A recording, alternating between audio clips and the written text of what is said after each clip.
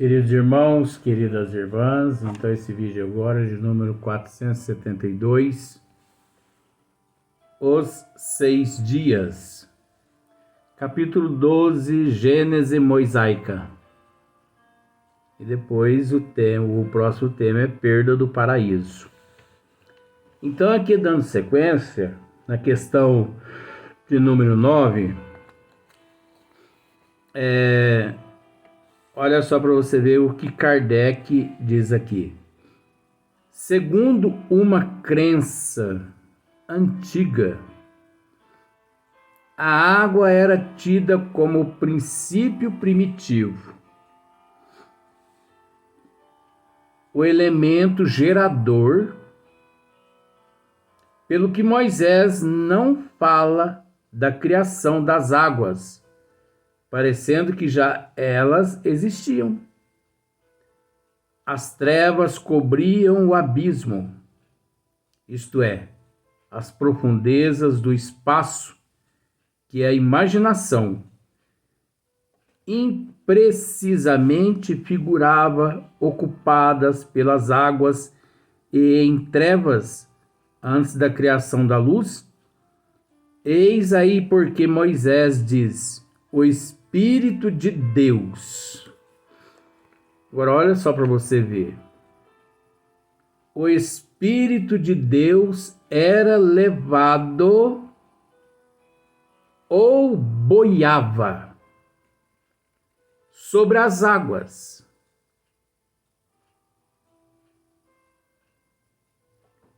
Então, o Espírito de Deus, ele era levado, ou o Espírito de Deus boiava sobre as águas.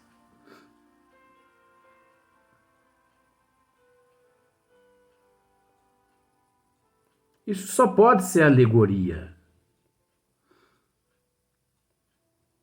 Ou só pode ser fantasia, ilusão da cabeça de Moisés, um certo tipo de transtorno, um certo tipo de perturbação. Pode ser que Moisés ele tinha, com todo respeito, porque nós sabemos que é um espírito muito iluminado. Pode ser que Moisés, neste momento, devido à influência de muitas crenças da época, né?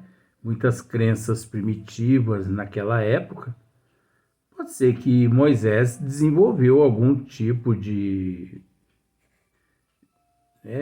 patologia, né? Algum tipo de transtorno neurológico e acessível, né? Assim, uma vulnerabilidade muito grande à influência de espíritos baderneiros, porque não tem fundamento. O Espírito de Deus, o Espírito de Deus era levado ou boiava sobre as águas.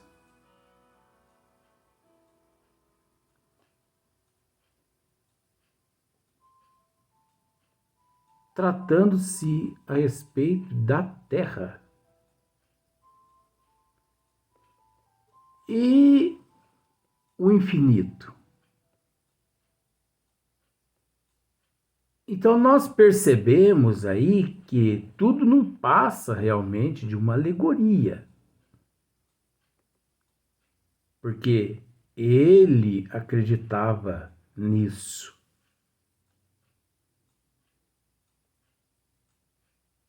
Você consegue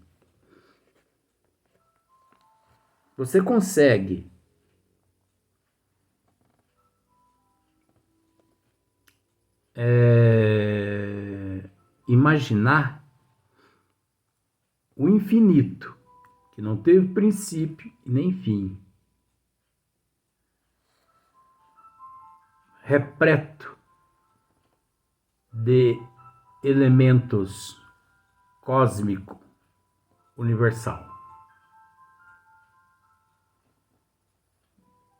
banhado por inúmeras galáxias, planetas, sóis de todas as espécies, dimensões de todas as espécies. E Deus, a inteligência suprema, a causa primeira de todas as coisas, sendo levado pelas águas, boiando sobre as águas. Isso parece brincadeira. Tida a terra como formada no meio das águas, era preciso insulá-la. Imaginou-se então que Deus fizera o firmamento. Olha, imaginou-se. Isso não é fato. Não pode se afirmar. Por isso, Moisés imaginou, né? Se então que Deus fizera o firmamento, uma abóboda sólida, para separar as águas de cima das que estavam sobre a terra. Então você entendeu, né? Mesmo existindo aquela abóboda sólida, mas existia a água acima do firmamento e a água abaixo do firmamento. Só que Moisés não cita, ou melhor, Deus não cita no período da criação de 6 dias, ele não cita a água que se faça a água. Engraçado que a água, ela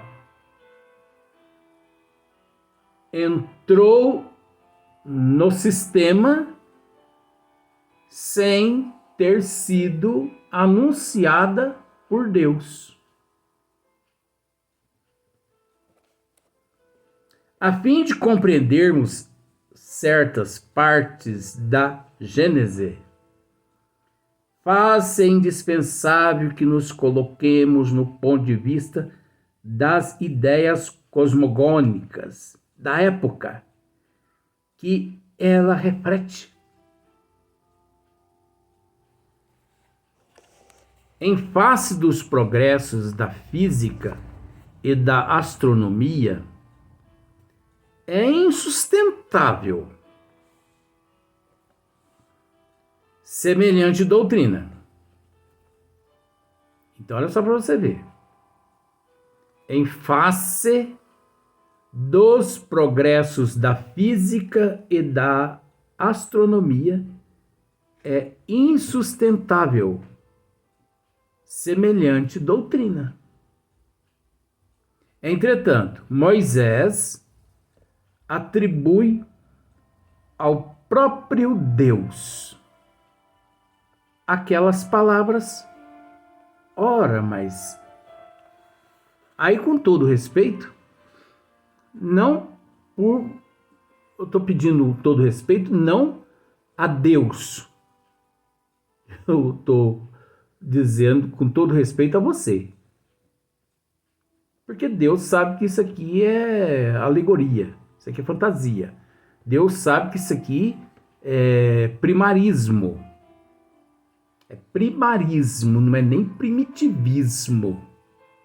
Porque existe uma diferença entre primarismo e primitivismo. Só que não é o momento de esclarecer isso. A gente tem que aprender a separar uma coisa da outra. Então,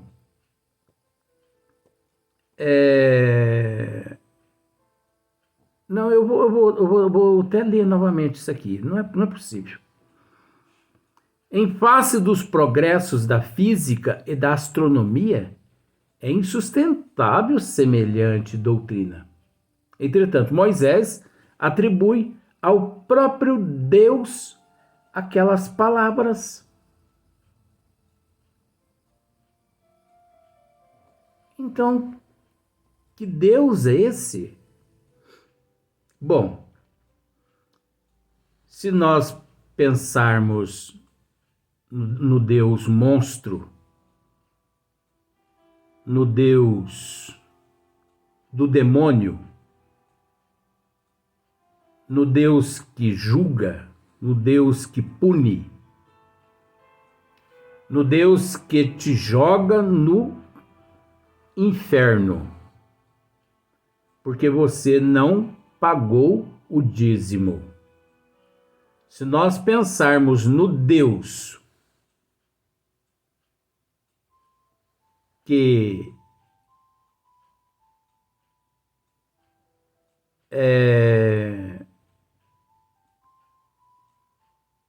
sente necessidade de ser amado pela humanidade, o Deus carente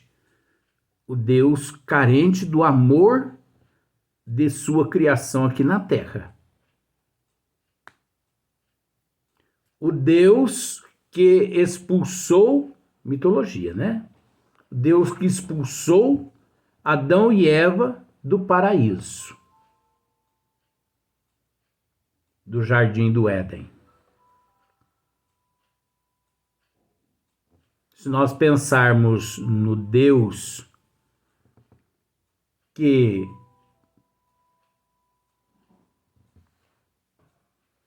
destruiu Sodoma e Gomorra, outra alegoria.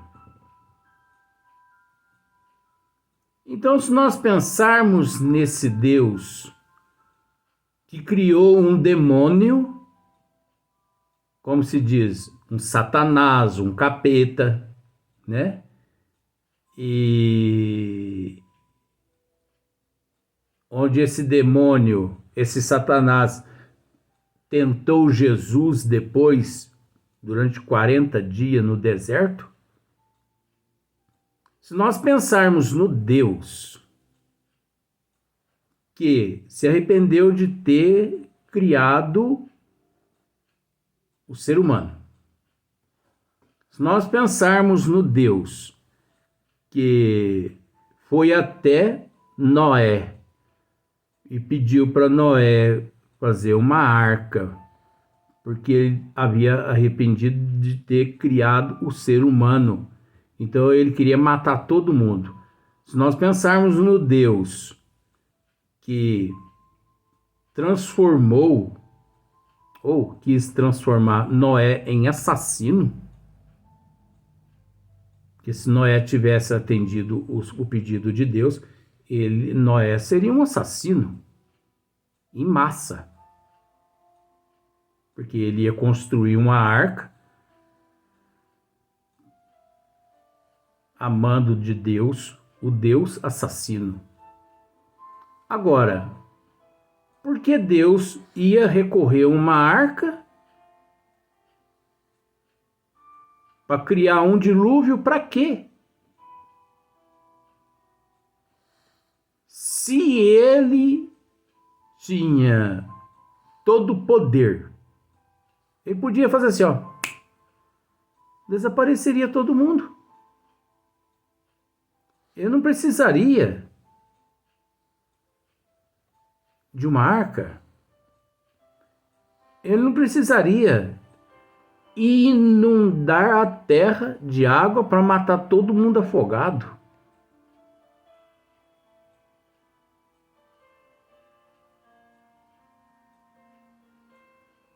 Deus, percebendo não ser amado, parece que eu esqueço, não sei se é Abraão, não sei quem é. Ele pede para que aquele homem prove o teu amor. Você me ama? Amo, Senhor. Então, mate o teu filho, se realmente você me ama. Que Deus é esse?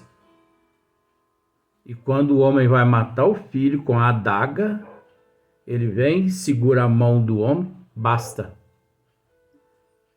Provaste-me o quanto me amas. Que Deus é esse que fica aqui brigando com os seres humanos? A inteligência suprema, a causa primeira de todas as coisas. Então, não é a inteligência suprema a causa primeira de todas as coisas. Deus, esse Deus que gosta de luxúria, esse Deus que gosta de dinheiro, gosta de ouro, de prata, de diamante, esse Deus que os teus representantes aqui na terra ostentam tesouros e mais tesouros, porque os representantes de Deus aqui na terra, desse Deus monstro, ostentam tesouros aqui na terra, enquanto milhões de pessoas, principalmente, vamos citar apenas o continente africano, um número inimaginável de pessoas morrem por ano na África. E o Vaticano de mão cruzada. Mas por que eu estou citando o Vaticano? Porque não é no Vaticano que reside o representante de Deus aqui na Terra? Mas não. Saqueia o mundo todo e acumula dinheiro nos cofres do Vaticano, em vez de tratar da fome da humanidade, em vez de proporcionar cultura à humanidade, proporciona meios onde a humanidade continue na ignorância. Tanto é que até algumas décadas atrás, a Bíblia que existia era em latim. As missas celebradas em latim, para que as pessoas não soubesse o que estava sendo ali dito. E se você buscasse alguma orientação, você era excomungado. Então, hoje, 2023, se o Vaticano quiser, ou se ele quisesse, seria até passado, porque ele não vai querer, ele não quer mesmo o presente. Se ele quisesse, eu não vou dizer que ele acabaria com toda a fome do mundo, não. Mas o império que o Vaticano possui daria para poder sanar as necessidades da humanidade durante uns 10 anos aqui na Terra, daria. E para financiar cultura e mais cultura, conhecimento e mais conhecimento para a humanidade durante uns 50 anos, daria. Eu tenho noção da riqueza que esse pessoal esconde. Esse pessoal, eles arrecadam por mês um número assustador. E isso tratando-se de Vaticano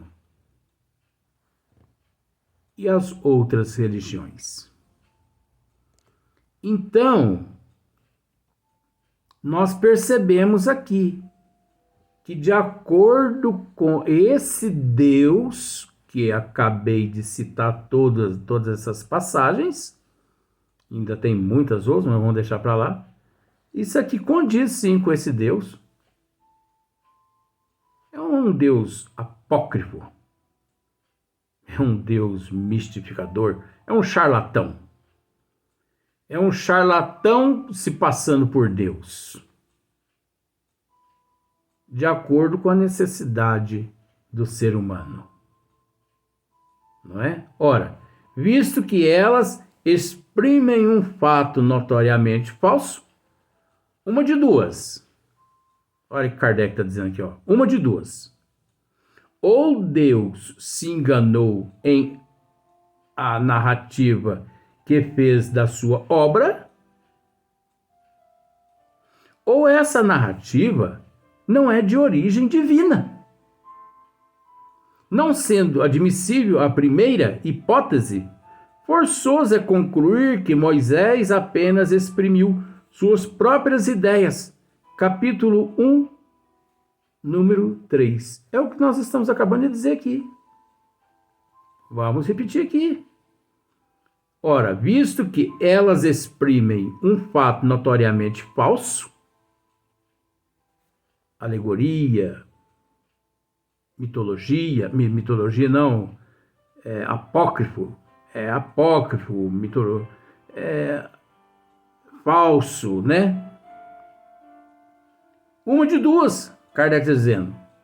Ou Deus se enganou em a narrativa que fez da sua obra, Deus se enganou, não é?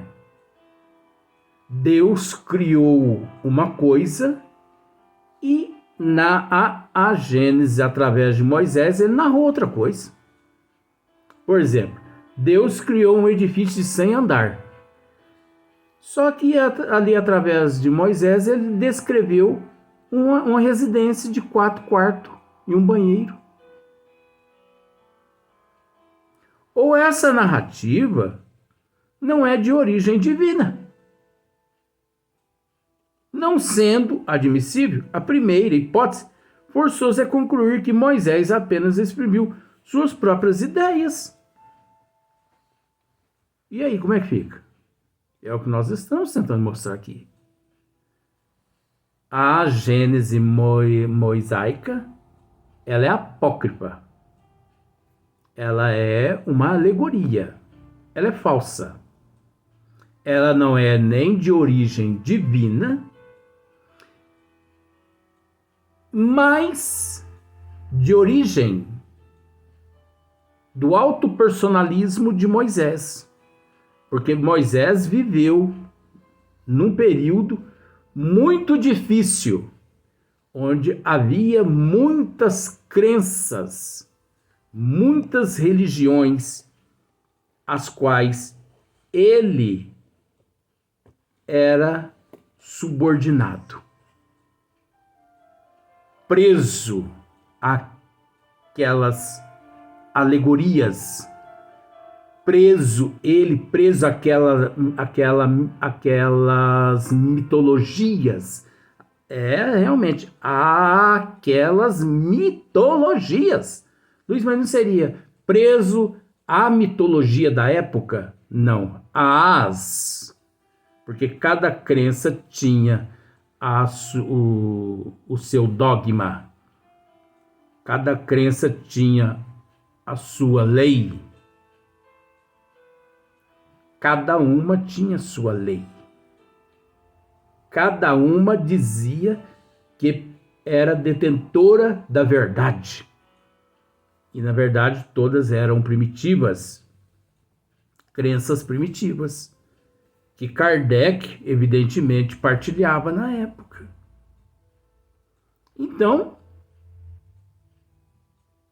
devido à influência de todas essas mitologias, né, De certa forma, o autopersonalismo de Moisés levou Moisés ao acovardamento. Ele se acovardou. A realidade é essa. Muitos podem, Allan Kardec pode até dizer que necessário esse comportamento de Moisés. Mas eu, no particular meu, não acredite em mim, não. Fique quieto com o Kardec aqui.